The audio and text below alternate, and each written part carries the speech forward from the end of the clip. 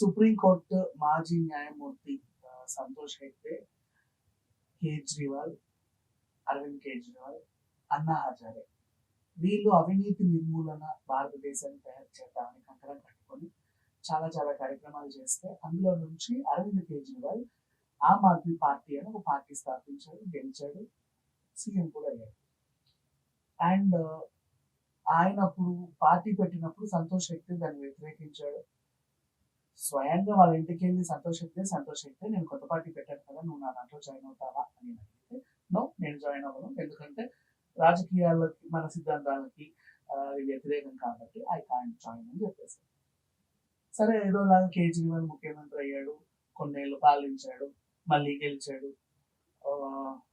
ఈ రకంగా సాగుతూ ఉంటే అవినీతికి అలవాటు పడ్డాడు. అంటే ఎంత సామాన్యుడు సీఎం అయినప్పటికీ అవినీతి రాజకీయాల్లోకి వచ్చిన తర్వాత అవినీతి నిర్మూలన చేయాలని వాళ్ళు వస్తారు, కానీ ఏ రాజకీయ పార్టీ కూడా అవినీతికి నేను వ్యతిరేకం కాదు, అవినీతే వాళ్ళ ప్రధాన ఆదాయ వనరుల మార్గం అని పెంచుకుంటున్నారు అనమాట.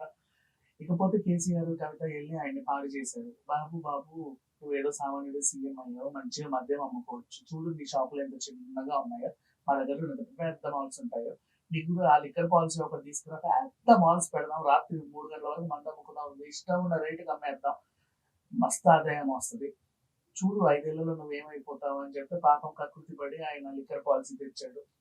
తర్వాత అనుమానం వచ్చి రాత్రి సామాన్యుడు సీఎం అయ్యాడు కరెక్టే, కానీ తెలియని అవినీతిని సడన్ గా అలవాటు చేసుకొని చేస్తే ఇదే ప్రాబ్లం అనమాట. దొరికిపోయాడు. సడన్ గా పాలసీ ఎత్తేసేసరికి అందరికి అనుమానాలు వచ్చేసాయి. దాని మీద ఈడీ అండ్ సిబిఐ చాలా సీరియస్ గా అన్ని తవ్వకాల్లో తవ్వి ఒక్కొక్కరిని బయటికి తీస్తా ఉంటే ఆ 13 మంది అరెస్ట్ అయిన వాళ్ళందరూ కూడా కవిత అంతే, అంత నుంచి ఇంకో పేరు చెప్పాల. లాస్ట్ పాపం కేజ్రీవాల్, ఆయన కూడా కవిత పేరే చెప్తాడు. కవిత వెళ్ళి వాళ్ళని పాడు చేసింది, ఇదంత బాగానే ఉంది. సరే ఏదేమైనప్పటికీ మొత్తానికి అందరూ అరెస్ట్ అయ్యారు. ఎంత కాదనుకున్నా అసలు వీళ్ళు చేసిన తప్పేంటంటే ఆయన సామాన్యుడు సీఎం అయ్యాడు కదా, ఆయనతో పెట్టుకోవడం. అంటే ఆయన తెలియదు అవినీతి ఎలా ఉంటుంది, ఇంతకుముందు పాల్పడలా, సడన్ గా కొత్తగా అలవాటు చేసుకున్నాడు, దొరికిపోయాడు. వీళ్ళకంటే అవినీతి ఎప్పటి నుంచో అలవాటు కాబట్టి వీళ్ళు దొరకల. 10 ఏళ్ళు వెళ్ళారు ప్రపంచాన్ని, తెలంగాణ ప్రపంచం అంటే మొత్తం ప్రపంచం కాదు, ఆ ప్రపంచం అంతా కూడా వీళ్ళు బిజినెస్ విస్తరించున్నప్పటికీ 10 ఏళ్ళు తెలంగాణ ప్రపంచాన్ని వెళ్ళారు. ఆ రకంగా వీళ్ళు మొత్తం తెలంగాణలో సర్వనాశనం చేసి వదిలిపెట్టారు రాష్ట్రాన్ని అని చెప్పుకోవచ్చు. పనికి మాలిన ఎమ్మెల్యేలు, పనికి మాలిన క్యాండిడేట్లు అందరూ కలిసి దోచుకుందంతా దోచుకొని రాష్ట్రాన్ని సర్వనాశనం చేసి ఇప్పుడు అప్పచెప్తే కాంగ్రెస్ ప్రభుత్వం పాపం 100 రోజుల్లో వాళ్ళు పూడ్చాల్సిన అవన్నీ వాళ్ళు పూడుస్తా ఉంటే ఇప్పటికీ నువ్వు అది చేయలేదు, ఇది చేయలేదు అని చెప్పి అరుస్తున్నారు.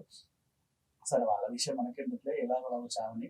అసలు విషయానికి వస్తే కేజ్రీవాల్ అరెస్ట్ కూడా పాపం కవితే కారణం. ఈ వీళ్ళు చేసిన పనికి ఇంకెంతమంది అరెస్ట్ అవుతారో చూడాలి. ఇప్పుడు మొత్తానికైతే కవితకైతే మాత్రం 2 ఏళ్ళ మినిమం 7 ఏళ్ళ జైలు శిక్ష పడే అవకాశం అయితే ఉంది. 5 లక్షల జరిమానా కూడా విధిస్తారు. రేపో ఎల్లుండో జైలుకి అయితే వెళ్ళిపోతుంది. ఇంకా మనం కళ్ళ ముందే చూస్తాం. ఆ తర్వాత నాకేం తెలియదు, మా అన్నయ్యకి తెలుసు, మా డాడీకి తెలుసు అని చెప్పినప్పుడు వీళ్ళు కూడా వస్తారు అంతే. సో తిహార్ జైలుకి త్వరలో కేసీఆర్ కూడా వెళ్ళబోతున్నాడు అని మాత్రం 100% రాసి పెట్టుకోవాల్సిందే మనం.